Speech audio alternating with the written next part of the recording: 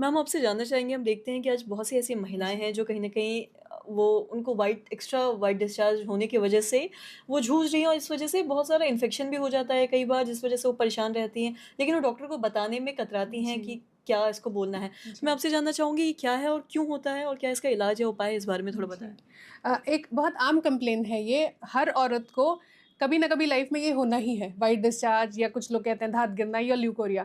बहुत बड़ी समस्या नहीं होती है, उचित इलाज नहीं हो पाता है, कंप्लीट इलाज नहीं हो पाता है, इसीलिए ये ना एक साइकिल बन जाता है कि ये होता ही रहेगा जब तक हम उस साइकिल को ब्रेक नहीं करेंगे।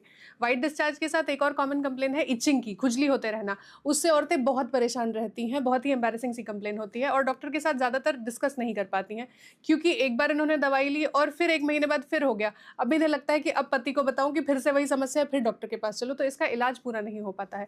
तो ये समझ लीजिए कि ये एक आम चीज़ है, आपको कभी न कभी ये होना ही है और उसी समय इसका इलाज होना ज़रूरी है। एक इम्पॉर्टेंट रिस्क फैक्टर होता है डायबिटीज़ का, अगर शुगर्स बढ़े हैं, तो इचिंग होने के चांसेस बढ़ते हैं। दूसरा है कि कुछ औरतें क्या है ना, बहुत ज़्यादा सफाई को ध्यान देती हैं। हर बार जब यूरिन पास करने गए या लैट्रिन करने गए तो आगे का पेरिनियल एरिया, वल्वा वजाइना का एरिया पानी से धो लिया।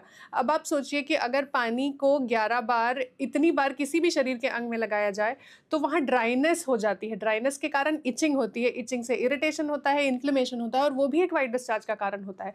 तो महिलाओं को समझना है कि दिन में एक बार एक माइल्ड सोप से वॉश करना, इतना ही आपका वजाइना और पेरिनियम ले सकता है। इसे बार-बार वॉश ना करते रहें। हर पेशेंट, जब मैं पूछती हूँ कि क्या आप बहुत बार वॉश करते हो, तो वो 10 तरह के साबुन का नाम बताती हैं और बोलती हैं कि हाँ, 5 बार तो साबुन से और बाकी 5 बार पानी से साफ करते हैं। तो पहले वो बार-बार साफ करना बंद करें। ये बहुत इंपॉर्टेंट है कि बार-बार साफ करना बंद कीजिए। वजाइना में कुछ सेक्रीशंस आते हैं हार्मोन्स के कारण और वो सेक्रीशंस वजाइना को मॉइस्ट और हेल्दी रखते हैं, पेरिनियल एरिया को मॉइस्ट और हेल्दी रखते हैं, तो उसे बार-बार मत निकालिए। जैसे बच्चा भी पैदा होता है तो हम बोलते हैं कि बार-बार उसे साबुन से मत धो, उसके शरीर में जो तैलीय पदार्थ निकलता है वो उसके प्रोटेक्शन के लिए। तो वैसा ही वो जो डिस्चार्ज है, मिनिमल डिस्चार्ज जो होता है ट्रांसपेरेंट कलर का या कभी-कभी ज़्यादा, कभी-कभी कम, जो साइक्लिक डिस्चार्ज होता है उसे साफ करने की ज़रूरत नहीं है। तो सफाई पे काफ़ी बात बता दी मैंने और दूसरा शुगर्स को मेंटेन रखना है, ज़्यादा शुगर होने से फंगल इन्फेक्शन होता है और दूसरा इम्पॉर्टेंट कारण है फंगल इन्फेक्शन और बैक्टीरियल वेजिनोसिस, इचिंग का।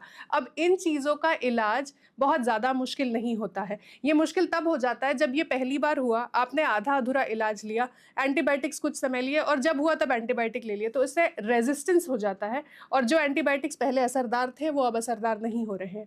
तो एक बार डॉक्टर से मिलिए, दवाई शुरू कीजिए, बार-बार ज़्यादा इसके ऊपर परेशान मत होइए कि ये क्यों हो रहा है, मुझे कैसे हो रहा है। अगर पीरियड के 14th डे थोड़ा व्हाइट डिस्चार्ज या ये थिन डिस्चार्ज, म्यूकोइड डिस्चार्ज दिखता है तो ये नॉर्मल भी है।